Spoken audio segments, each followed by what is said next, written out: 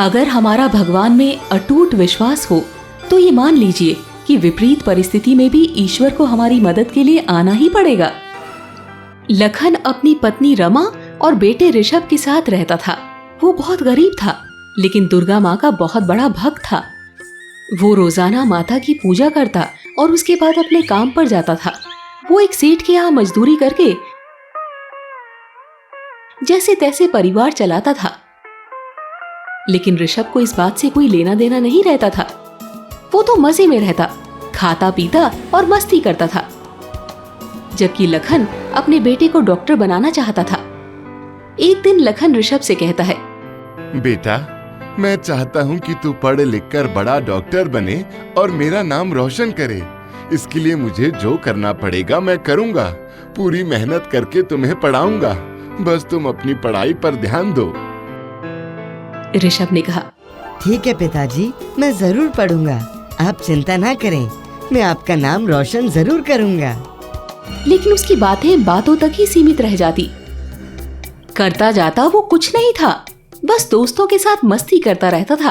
एक दिन उसने लखन से बोला, पिताजी, मुझे 15,000 रुपए की सख्त जरूरत है।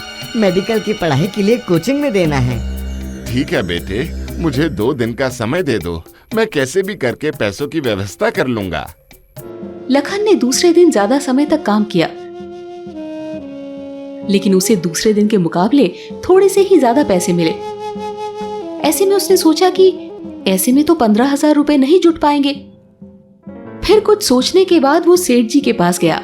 लखन ने सेठ जी से कहा, सेठ जी, मुझे 15,000 रुपए की जरूरत है। दरअसल मेरे बेटे को मेडिकल की पढ़ाई के लिए कोचिंग में देना है। मैं ओवर टाइम करके आपके पैसे चुका दूंगा। सेठ अच्छा आदमी था, इसीलिए उसने पढ़ाई के नाम पर लखन को 15,000 रुपए दे दिया। ऋषभ उन पैसों को लेकर खूब खुश हो गया। दूसरे दिन जब सेठ के किसी काम से लखन एक रेस्टोरेंट में गया तो उसने दूर से ही देखा कि ऋषभ अपने कुछ दोस्तों के साथ वहाँ खाना खा रहा है और जोर जोर से हंसकर बातें कर रहा है। तब लखन वहीं रुककर उसकी बातें सुनने लग जाता है।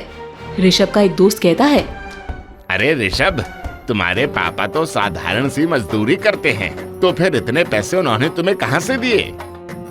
ये तो मुझे भी नहीं पता। मुझे तो सिर्फ इतना पता है कि मुझे डॉक्टर बनाने के लिए वो कहीं से भी पैसे की व्यवस्था कर सकते हैं। बस मैंने उसी का फायदा उठा लिया। उन्हें कहाँ पता कि डॉक्टर बनने के लिए कितनी मेहनत करनी पड़ती है, और मैं ये सब नहीं कर सकता। सभी जोर जोर से हंसने लग जाते हैं। बेटे की बात सुनकर लखन को बहुत रोना आता है और घर जाकर माता की मूर्ति के पास बहुत रोता है। तब उसकी पत्नी रमा जब उससे पूछती है तो वो सारी बात उससे बताता है। लखन बहुत दुखी हो जाता है और रात को बिना खाना खाए ही सो जाता है। तब रात को उसके सपने में दुर्गा माता आती है। दुर्गा माता कहती है, लखन, बेटे लखन, तुम चिंता मत करो, मैं सब ठीक कर दूंगी। बस इसके लिए तुम्हें थोड़ी सी तकलीफ दूंगी। माता, आप जो करेंगी अच्छा ही करेंगी। मुझे आप पर पूरा विश्वास है माँ। अगले दिन लखन की तबीयत बहुत खराब हो जाती है। ऋषभ डॉक्टर को बुलाकर लाता है। लखन को देखने के बाद डॉक्टर कहता है, उन्हें हार्ट अटैक आया है। जल्दी से जल्दी इन्हें अस्पताल में भर्ती कराना होगा, नहीं तो कुछ भी हो सकता है। ऋषभ ने कहा, मैं इन्हें अस्पताल में भर्ती करा दूंगा डॉक्टर साहब। ऋषभ लखन को अस्पताल में भर्ती करा देता है। रमा बहुत रोती है। माँ, तुम क्यों रो रही हो? पापा ठीक हो जाएंगे, मैं उन्हें कुछ नहीं होने दूंगा। तुम्हारी वजह से ही तो उनकी ये हालत हुई है। तुम क्या ठीक करोगे उन्हें? ऐसा क्यों बोल रही हो माँ? मैंने क्या किया है? तब रमा गुस्से में सारी बात उससे बताती है, जिसे सुनकर ऋषभ को भी रोना आ जाता है। वो दूसरे दिन अपने पापा की जगह पर मजदूरी करने जाता है। अब वो रोज मजदूरी करने जाने लगा। तब उसे एहसास हुआ कि उसके पापा को पैसे कमाने के लिए कितनी मेहनत करनी पड़ती है। ऋषभ रोता हुआ मन ही मन सोचता है, मैंने कभी पापा की कदर नहीं की। वो मुझे पढ़ा लिखा कर बड़ा आदमी बनाना चाहते थे और मैं उनका मजाक उड़ाता रहा। दूसरे दिन डॉक्टर ऋषभ से कहते हैं, अब तुम्हारे पापा पहले से अच्छे हैं। मैं कुछ दवाई लिख देता हूँ, समय पर देते रहना। छोटा सा अटैक था, इसलिए अब चिंता की कोई बात नहीं है। कुछ दिनों में वो पूरी तरह से ठीक हो जाएंगे। धीरे धीरे लखन भी ठीक हो जाता है और घर आ जाता है। मुझे माफ कर दीजिए पापा, मैं बहुत बड़ा नालायक हूँ। अब मैं ऐसी गलती कभी नहीं करूँगा। आप जैसा कहेंगे मैं वैसा ही करूँगा पापा। चलो, तुम्हें अपनी गलती का एहसास तो हुआ।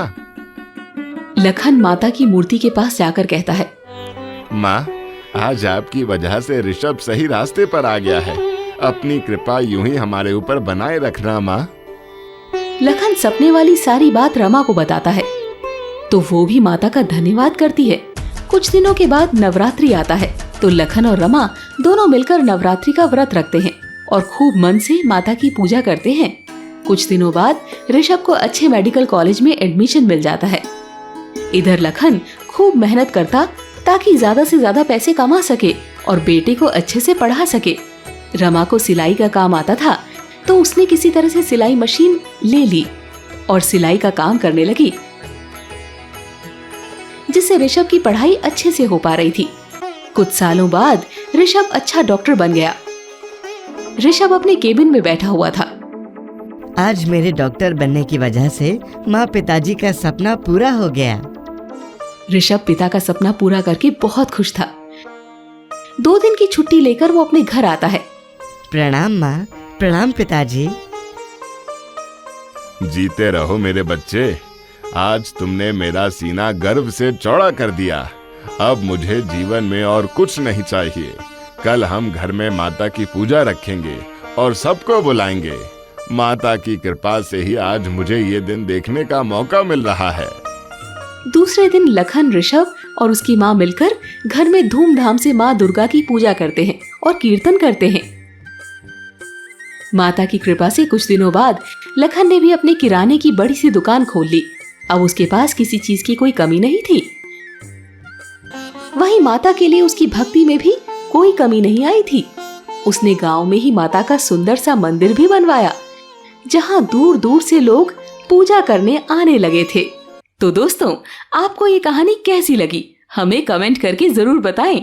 ऐसी और कहानी सुनने के लिए लाइक और शेयर जरूर करें। धन्यवाद।